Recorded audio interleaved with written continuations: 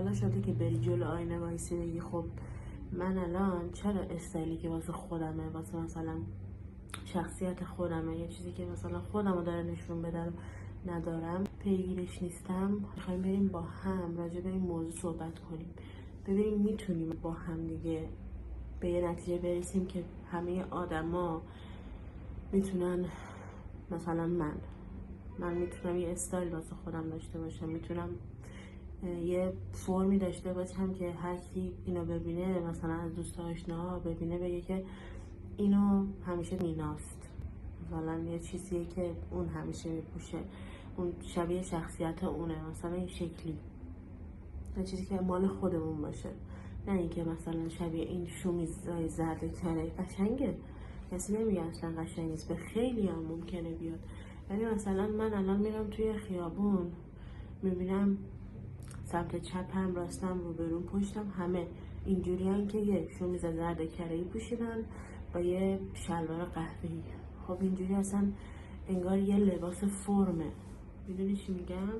قشنگ نیست. ممکن اصلا واسه خودتون یه وقتایی دغدغه باشه که من یه استایل شخصی میخوام. من خودم بچه تر که بودم،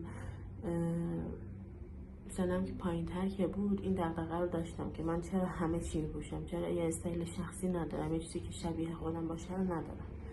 یعنی بابت همین میگم ممکنه دغدغه شما هم باشه. به نظر من اولین قدم اینه که تو بری ببینی که کی هستی، چی هستی، چی خوندی، چه درسی خوندی، چی رو پیگیری کردی، چه هنری داری، چه ورزشی میری، چه استایلی دوست داری، چه سبکی دوست داری. اول باید ببینی که چی رو دوست داری، به کدوم سمت میری. مثلا یکی رو میبینی که ماکسیمال دوست داره. ماکسیمال یعنی الان مثلا این لباسی که تن منه، این بافتی که تن منه، از چند تا رنگای شاده. بکمو که میبینید یه سری وسیله و اکسسوری هست که شلوغ، تم رنگی زیادی داره، به این میگن ماکسیمال. بعد یه سری آدما، مثلا الان من خواهرم، من اینجوری ماکسیمالم، خواهرم مینیماله، کلا اتاقش توسیه یه ذره آبی چرک طوری. بعد ببینی که مثلا تو کدوم سمتی، ماکسیمالی، مینیمالی، کلاسیکی، کلا یه رنگ باشی، دوست داری اصلا چه شکلی باشه. بعد برگردی ببینی علاقه شخصی خودت چیه. مثلا لازم نیست که بری آیتمای گرون برداری، اصلا نیاز نیست. مثلا من اینو خودم 190 گرفتم، یه کراب تاپه، با این ست کردم. مثلا این اکسسوری که اینجاست و کفشه با شونه تخم مرغ و چسب چوب و اینجور چیزا خواهرم درست کرده. در آخر شده جای عود میذاریم اینجا، این شکلی میشه. یه فرم خاصه که الان توی اتاق منه، یه کم جای دیگه ازش میشه دید. یعنی بسته به اون هزینه‌ای که میکنی نیست، یعنی واجب نیست حتما بری کلی پول بدی تا اون چیزو بگیری. تو میتونی با وسیله خیلی، لباسای خیلی ارزون قیمت مناسب استایل شخصی خودتو پیدا کنی. اینکه تو از یه اینفلوئنسر یا یه بلاگر یا یه مدل ایده بگیری خیلی چیز طبیعیه. فقط واسه استایل شخصی تو باید بیای یه دونه آیتم اضافه کنی، یه آیتم که متعلق به توه. مثلا من خودم توت فرنگی خیلی دوست دارم، یک مثلا همه اطرافیانم اینو متوجه. من همیشه توی استایلم، توی هر لباسی که بخوام بپوشم، یا مثلا یه اکسسوری توت فرنگی، یا گوشواره است، گردنبنده، یا مثلا مایمه. مثلا توی اتاقم این فرنگیسو گرفتم واسه بارش کوفته قرقلی بود فکر کنم، اینو گرفتم گذاشتم یه گوشه اتاقم. این خودش میشه شخصی سازی، یعنی یه آیتم رو برمیداری واسه خودت که پیش بقیه به اون آیتم شناخته شد، وقتی اونو میبینن یاد تو میافتن. این خودش میشه شخصی سازی، یه استایل شخصی آدم اینجوری به دست میاره، مثلا یه آیتم رو واسه خودش میکنه اونو. ترند های 2025 رو تو دوست داری، ولی نباید بری همونا رو عیناً کپی کنی. تو میای یک کم از اونا ایده میگیری، با چیزایی که خودت داری، مال خودت هم قاطی میکنی. مثلا ما همیشه نباید روی ترند حرکت کنیم. ترند چیزیه که مثلا تو 1 ماه میاد، تو 1 ماه هم میره. مثلا الان لوابوهایی که خریده شده، این شومیزهای کره‌ای که خریده شده، تا چند وقت دیگه همین الانم از چشم میفته، از دید میفته، دیگه قشنگ نیست که مثلا ما یه دونه آویز لوابو از کیفمون آویز باشه، مثلا قشنگ نیست دیگه. جزئیات خیلی مهمه، تو باید به جزئیات اهمیت بدی. مثلا یه اکسسوریه، یه دونه عطریه که همیشه میزنی، اینا خودشون به خودی خود تو رو مثلا از یه فرد دیگه جدا میکنه. یه اکسسوری که همه میندازن، یه تایمی مثلا یه اکسسوری مثل مرغ آمین که واسه شهرزاد بود ترند شده بود، همه گرفتن، بعد پشیمون شدن. این بهش میگن ترند شدن یه چیزی که تو میخری اونو ولی بعد ازش پشیمون میشی، دیگه نمیتونی ازش استفاده کنی.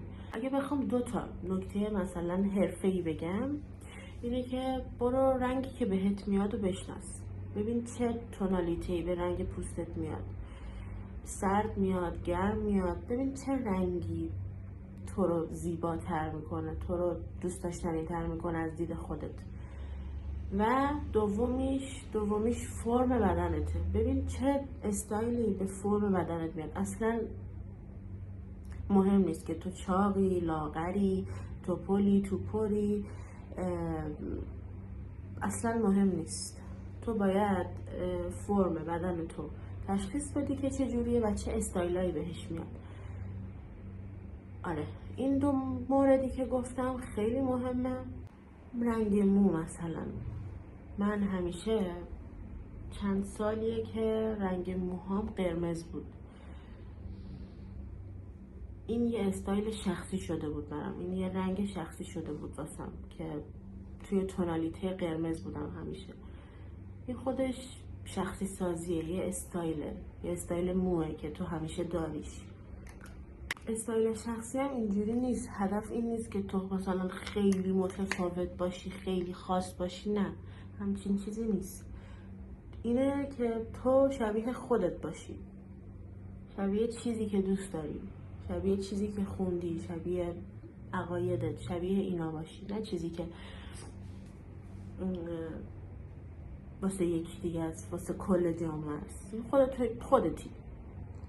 خودتو نشون میدی، خودتو میشناسونی به بقیه با این استایل. اعتماد به نفسم توی این موضوع خیلی مهمه. اعتماد به نفس این که تو خودت باشی، تو به چیزی که هستی احترام بذاری، به علایقت، به سلایقت، به اینا احترام بذاری. این خودش خیلی مهمه، اینکه اعتماد به نفس اینو داشته باشی که چیزایی که دوست داری رو بپوشی. این خودش واقعا مهمه، یکی از جزئیات مهمه. از یکی رنگی رو انتخاب میکنی که به پوستت میاد، 2 لباسی رو انتخاب میکنی که به فرم بدنت میاد. این 2 مورد مهمن. پس واسه استایل شخصی باید اول خودتو بشناسی، اعتماد به نفس داشته باشی، به جزئیات اهمیت بدی. اگرم دوست داشتی ایده بگیری از بقیه استایلا، ایده بگیر، صرفا مثلا میتونی ایده بگیری ولی کپی نکن. آره دیگه، امیدوارم مفید باشه براتون چیزایی که گفتم. و اگه ایده چیزی دارید، اگه راجع به چیز دیگه میخواید بدونید، بس هم کامنت بذارین حتما که با هم دیگه راجبش صحبت کنیم. اگرم که منو سابسکرایب کنید خیلی خوشحال میشم. فقط کاش که من لاکامو پاک کنم و لاک جدید بزنم.